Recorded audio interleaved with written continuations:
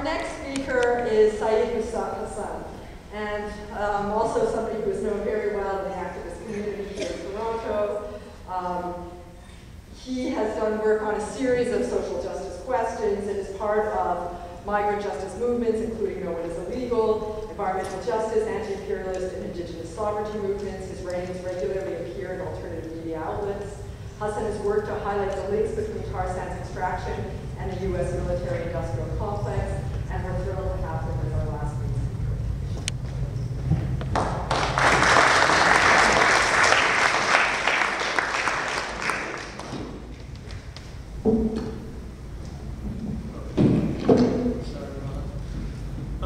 Good evening. I want to begin first by saying some names.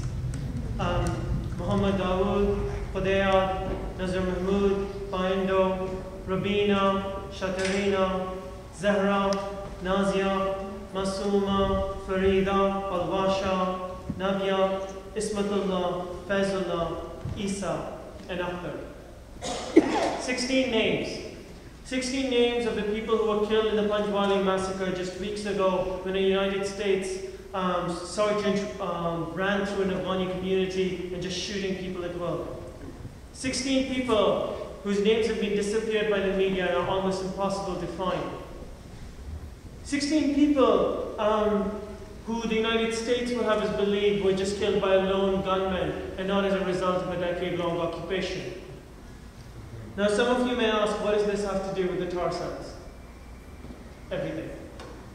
Canada exports over half of its oil, over 750,000 barrels of oil every day to the United States, making it the single largest foreign supplier of oil to this country.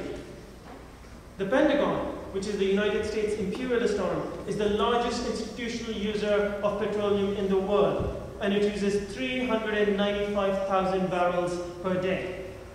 So, 750,000 barrels every day goes to the United States. 395,000 of those is what fuels the United States Army. It is that same oil that fuels the Canadian Army.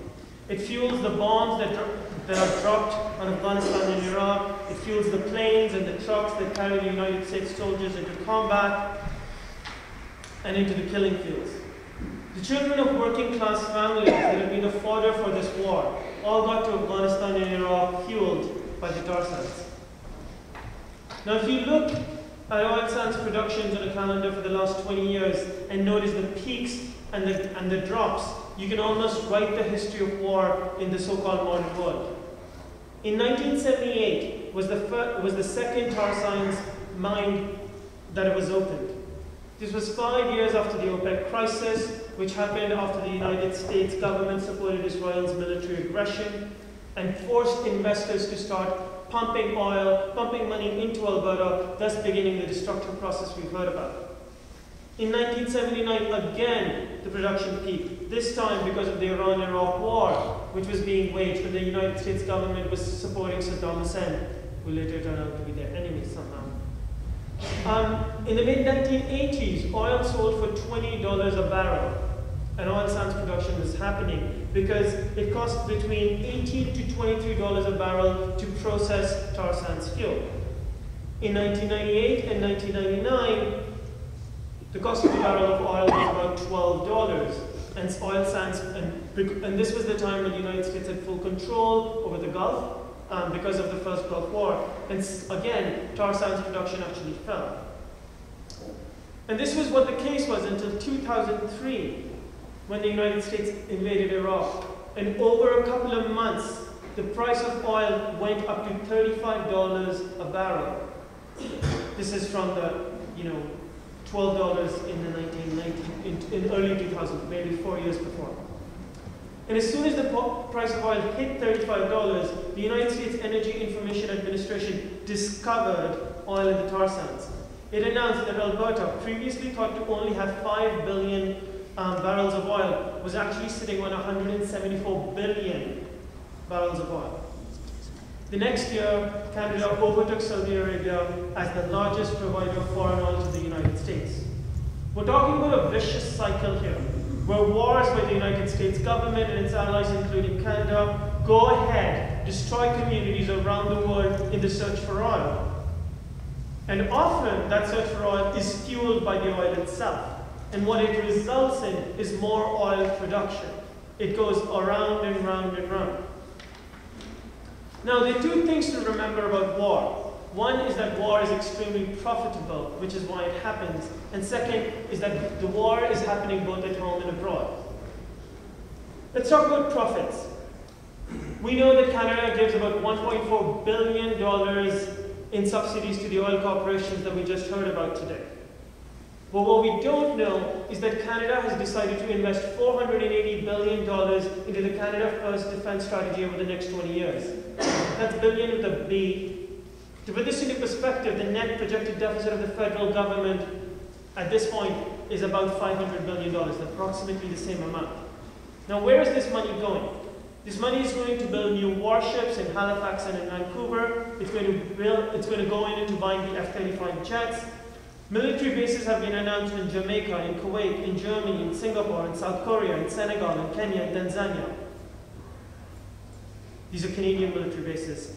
And all of this money, essentially, is going into the pockets of constructions and armaments corporations. And it's going, of course, into the oil companies that are actually connected into every one of those industries. It takes petroleum to build construction products. It takes petroleum to build armaments. The United States spent $700 billion, that's in 1 year, or like $500 billion in 20 years, on arms last year, just on its war machinery. Now again, most of that money went to arms companies, went to construction companies, and as I said earlier, the Pentagon being the largest consumer of petroleum, it went directly to the tar sands industry. Now, that's the direct profit from the war machinery itself. But the real profits actually happen when corporations can swoop in and feed off the regions like Iraq and Afghanistan, which are now living under NATO occupation. The Afghanistan and Iraq war, like most other wars, have given multinationals a free ticket to gobble up resources, seize firms, take over resources, and in some cases pay a paltry 1% royalties to the governments they're in. And just to be clear, just like the production of oil destroys the climate, the war itself, the war machinery itself, that is fueling this is destroying the environment. So according to the World Watch Institute, emissions from military operations, just military operations, account for 6 to 10% of global air pollution. Okay? So that's a huge amount of global warming is actually a direct impact of the wars that are being waged.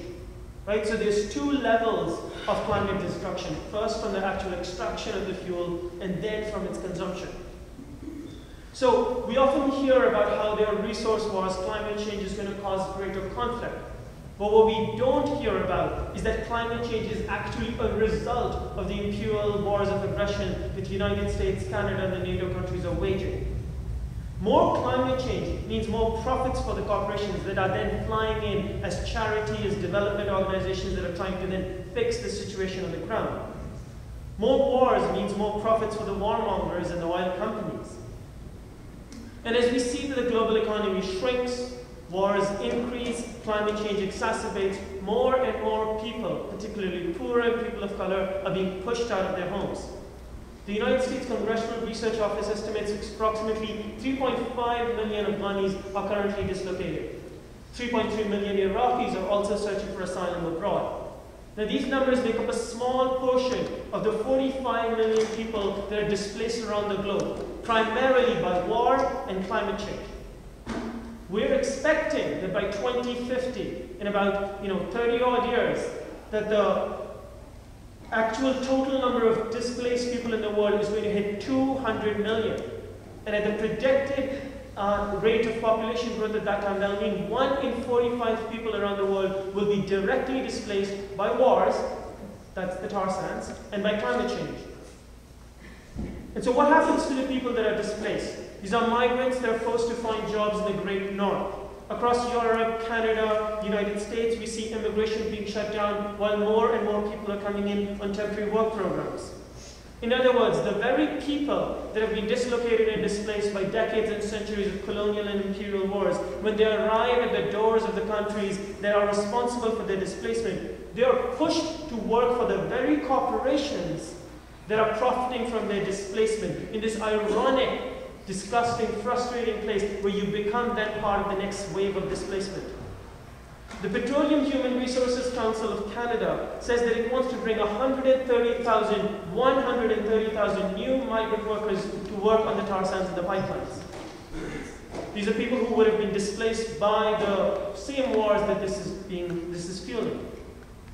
These workers will slave in deplorable conditions and pay into the Canadian pension plan and social welfare, but not access any of it. Like the old railways that crisscrossed this land, that crisscrossed Turtle Island, that were paved, that were built by migrant workers, but paved the way for the colonization of indigenous land. We see that the tar sands pipelines are again being made by the sweat of migrant workers, again complicit in the destruction of indigenous communities, and the wars abroad. Now, at the same time, we see that Canada has doubled its rejection of citizenship applications, cut the refugee acceptance rate by 60%, its family sponsorship by 30%. But the number of temporary foreign workers is doubling. Deportations are on the rise. In the last 2 years, just $500 million have been put into the Canada Border Services Agency to give more arms, more money to the actual arrest, deportation of these migrants. And it's not just temporary workers. Current regulation, laws like C-31, if they're passed, will mean that refugees, parents and grandparents, spouses and citizenships will all become temporary. Now, the exploitation of immigrants in the United States and Canada is the war at home. But there's an actual military battle that's being waged here, and it's being waged against the indigenous peoples of Turtle Island. We are residents of a settler state, and its government will wage war with impunity against the same people whose land it's trying to steal. Now, there are many examples. I'll just quote a few. The Innu people of Hussan opposed low-level flights taking place of the NATO Air Force in Goose Bay. The resistance had started in 1979, and by 1989, 250 arrests had taken place in opposition to the military base on their territory. And it was only in 2008 that this Air Force base was closed. In 1990, 2,500 Canadian soldiers were mobilized against the Mohawks of Kanesatake, who were trying to stop a golf course from being expanded onto their sacred burial grounds. In 1995, the Royal Canadian Military Police and the military secretly moved into Secwepemc territory for a 30-day siege that included landmines, grenades, assault rifles, and hundreds of tactical police officers as Indigenous people held a sacred Sundance ceremony. This militarization is profitable, it creates climate change, and it is being fueled by big oil, and most recently by the tar sands itself. This needs to be stopped. Untangling the web of environmental racism, attacks on Indigenous sovereignty, immigration, climate change, and war is of the utmost importance. We need to form lasting relationships across struggles and movements, understand the connections between them. And what we need to do is we need to count our victories. In 2008, Chevron tried to expand its 3,000-acre oil refinery in Richmond, in California, a community where 46% of the adults and 17% of the children have asthma. Through a course of direct action and grassroots organizing, connecting all these very different anti-racist, environmental justice, anti-war, anti-oil, Indigenous sovereignty struggles, they were able to mount a resistance which actually pushed back a big oil corporation from building a refinery. We've seen a similar fight with the XY Keystone pipeline. We know that the Inca-Dene Alliance, which is working with over 130 indigenous nations, says that it has formed an unbroken wall from the United States border to the Arctic Ocean that will try and stop every pipeline, every tanker that will try to cross the north and south coast. We need to support that. On May 8th and on May 9th, the Dene Alliance is actually arriving in Toronto to actually protest the Enbridge AGM that is taking place. And we have to make sure that we join them. Calls will be coming soon, and I urge everybody to notice them. We've heard today about Amcharon. We've heard today about what's happening in Athabasca. We've heard today about what's happening in the Niger Delta. A time has come. It is necessary for us. Inaction is no longer possible, right? Wars are being waged in the names of many of the people here. These communities that are under attack are under attack because there is a direct benefit, a direct profit. Right? The electricity in this room could not work without the tar sands oil. It could not work without mining. It could not happen without the water shielding. We need we need to create systems and mechanisms now, because we need to stop these pipelines. We need to stop the oil sands. We need to create real decolonization, to create respect for indigenous sovereignty, and we need to do it now.